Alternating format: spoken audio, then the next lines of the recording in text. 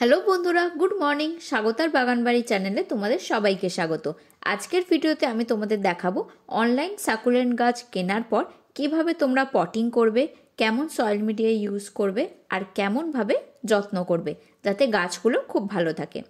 Online মোটামুটি Facebook বা Instagram seller থেকে খুঁজে খুঁজে আমি গাছগুলো কিনি। এরকমভাবেই বেয়ার রুটেড গাছগুলো আসে, তাতে গাছগুলো কিন্তু অনেক সেফলি আর ভালোভাবে আসে।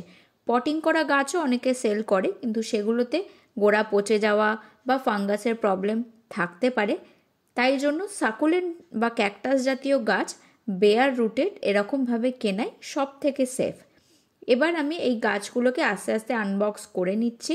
খুব সুন্দরভাবে প্রত্যেকটা গাছ আলাদা আলাদা করে টিস্যু পেপারে মুড়ে আসে, যাতে এক্সট্রা ময়েশ্চারগুলো বক্সের মধ্যে টিস্যু পেপারেই শুষে নেয়, গাছগুলো খুব সুন্দর ড্রাই আর ফাঙ্গাস ফ্রি থাকে। এটা আমি একটা মাদার প্ল্যান্ট কিনেছি, যথেষ্ট বড় গাছ ছিল, তাই জন্য কয়েকটা ডাল কাটিং করে দেওয়া হয়েছে আর গোড়ার কাছে যে রুটসগুলো আছে সেই ডালগুলো আলাদাভাবে দিয়ে দেওয়া হয়েছে।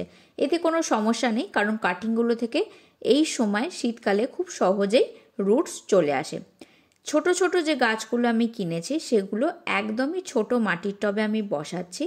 সয়েল মিডিয়া কিভাবে তৈরি করি সেই নিয়ে আমার চ্যানেলে অলরেডি ভিডিও আছে, তোমরা চেক করে নিতে পারো। সব সময় ছোট টব থেকে গাছ করা শুরু করবে, তাতে গাছের গ্রোথ ভালো হয় আর গাছগুলোর খুব ভালোভাবে সেটেল হয়ে যায়, ওভার ওয়াটারিংয়ের সমস্যাও থাকে না। এই গাছটা যেমন একটু বড়, গোড়ায় অনেকটাই রুটস আছে, তাই জন্য একটু বড় মাটির টবে আমি বসিয়ে দিচ্ছি। সবসময় আমি সাকুলেন্ট মাটির টবেই করা প্রেফার করি, কারণ মাটির টব এক্সট্রা জল খুব তাড়াতাড়ি শুষে নেয়, যেটা প্লাস্টিকের টবে হয় না। অনেকক্ষণ সয়েল মিডিয়াটা ভিজে থাকে, এক্সট্রা যে জলগুলো থাকে, যতই ড্রেনেজ হোল তোমরা ভালো রাখো তবুও সাইড থেকে মাটির টব যেমন শুষে নেয়, সেটা কিন্তু প্লাস্টিকের টব পারে না। আর মাটির টবে অনেক ছোট ছোট ছিদ্র থাকে, যার জন্য হাওয়া চলাচল খুব ভালো হয়, যেটা প্লাস্টিকের টবে কিন্তু হয় না। এই গাছটায় যেমন একটা ডালে একটু নিচের দিকে রুটস ছিল, সেটা বসিয়ে দিয়েছি। আরও একটা ডাল ভেঙে গেছিলো যাতে কোনো রুটস নেই, সেটা এই গাছটার পাশেই আমি বসিয়ে দিচ্ছি। আশা করি 10 থেকে 12 দিনের মধ্যে ওই ডালটাতেও রুটস চলে আসবে। এবার এই গাছটা দেখতে পাচ্ছ অনেক দিন ধরে মাটি থেকে তুলে নেওয়া হয়েছে বলে ডিহাইড্রেটেড হয়ে গেছে, পাতাগুলো কুঁকড়ে গেছে। এবার আমি এই গাছটা ভালো করে বসিয়ে যদি ভালো করে জল দিয়ে রাখি, তাহলে আস্তে আস্তে পাতাগুলো আবার ফুলে উঠবে, আগের মতো সুন্দর হয়ে যাবে।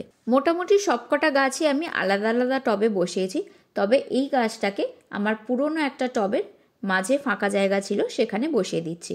অন্য একটা গাছ এখানে বসানো ছিল, কিন্তু ভামে এসে সেই গাছটাকে তুলে ফেলে আর্ধেক ছিঁড়ে কামড়ে পুরো নষ্ট করে দিয়েছে। তাই জন্য অনেক দিন ধরে এই টবের একটা জায়গা ফাঁকা ছিল, এই গাছটাকে মধ্যিখানে বসিয়ে দিলে আমার মনে হচ্ছে দেখতে ভালো লাগবে বাকি গাছগুলোর সঙ্গে, সেটাই বসিয়ে দিচ্ছি। প্রত্যেকটা গাছই কিন্তু সম্পূর্ণ অন্য ধরনের মাটিতে এতদিন করা ছিল। যেহেতু আমি অন্য জায়গা থেকে গাছগুলো আনিয়েছি, সেখানকার সয়েল মিডিয়াতে এই গাছগুলো বসানো ছিল, আর আমি আমার বাড়িতে এনে পুরো অন্য পরিবেশে অন্য সয়েল মিডিয়াতে গাছগুলো বসাচ্ছি। তাই গাছগুলো কিন্তু আমাদের ওয়েদারে এই সয়েল মিডিয়াতে মানিয়ে নিতে একটু হলেও সময় নেবে। তাই জন্য গাছগুলো বসানোর পর আমি সঙ্গে সঙ্গে কিন্তু সারাদিন ডাইরেক্ট সানলাইট আসে এরকম জায়গায় রাখবো না, প্লাস জলও দেব না। জল আমি 2 থেকে 3 দিন পর দেব। আর যে ডালগুলো রুটস নেই, এই যে ডালগুলো দেখছো আমি কাটিং করে রেখেছি, রোদে ভালো করে শুকিয়ে নিচ্ছি। যে জায়গাগুলো কেটেছি সেগুলো যেন একদম শুকিয়ে যায়, তাহলে কোনো সমস্যা হবে না আর খুব তাড়াতাড়ি রুটসও এসে যাবে। এই জায়গাগুলো যদি আমি না শুকিয়ে নিই, তাহলে এই কাটা জায়গা থেকে ফাঙ্গাস ধরতে পারে আর ডালগুলো পচেও যেতে পারে। দেখতে পাচ্ছ খুব সুন্দরভাবে কিন্তু কাটা অংশটা শুকিয়ে গেছে। এবার আমি প্রত্যেকটা গাছ এই টবে বসিয়ে দিচ্ছি। আমি কোনো রকম জল দেব না, কারণ যতদিন না রুটস আসছে জল দেওয়ার কোনো দরকার নেই। আর যদি রুটস আসার আগেই আমি বারবার জল দিতে থাকি, তাহলে কিন্তু ডালগুলোতে পচন ধরতে পারে। এই দিকটা সবসময় তোমরা মাথায় রাখবে। যে ডালগুলোতে রুটস নেই ওগুলো পটিং করে দিয়ে আমি ব্রাইট লাইটে রেখে দেব। ডাইরেক্ট সানলাইটে আমি এক্ষুনি দিচ্ছি না, যতদিন না রুটস আসছে মোটামুটি 12 থেকে 15 দিনের মধ্যেই রুটস চলে আসে। আমি এটা আগেও অনেকবার করে দেখেছি। তারপর আস্তে আস্তে আমি সানলাইটে বার করব। আর যে টবগুলোয় আমি গাছগুলো বসিয়েছিলাম, এটা 3 দিন পরের ভিডিও। একটা বালতিতে জল নিয়ে টবগুলোকে ভালো করে ডুবিয়ে তুলে নিই। দেখতে পাচ্ছ একটুও কিন্তু জল দাঁড়াবে না। যেহেতু আমি সিন্ডার মিডিয়াতে করেছি, খুব সহজেই জলগুলো বেরিয়ে যাবে। যতটা জল দরকার গাছ নিয়ে নিতে পারবে, আর এক্সট্রা জল খুব সহজেই বেরিয়ে যায়। যাতে জল নষ্ট না হয় তাই জন্যই আমি এভাবে বালতিতে ডুবিয়ে ওয়াটারিং করি। বা একটা তোমরা গামলাও নিতে পারো, তার মধ্যে সবকটা টব বসিয়ে ভালো করে জল দিতে পারো। যে জলটা বেরোবে সেটা নষ্ট না করে অন্য যে কোনো গাছেই তোমরা দিয়ে দিতে পারো। এভাবে জলও বাঁচাতে পারবে আর সবকটা গাছে তোমাদের ওয়াটারিংও করা হয়ে যাবে। মোটামুটি 7 দিন পর আমি গাছগুলোকে এমন জায়গায় রাখবো যেখানে সকালের ডাইরেক্ট সানলাইটটা আসে বা বিকেলের সানলাইটটা পায়। মোটামুটি দিনে 2 থেকে 3 ঘন্টা মতো ডাইরেক্ট সানলাইট পায়, আর বাকি সময়টা ব্রাইট লাইট পায়। এরপর মোটামুটি 15 দিন হয়ে গেলে আর কোনো সমস্যা নেই। পুরো শীতকালটা সারা দিন রোদ আসে এরকম জায়গায় সাকুলেন্ট রেখে দিতে পারো।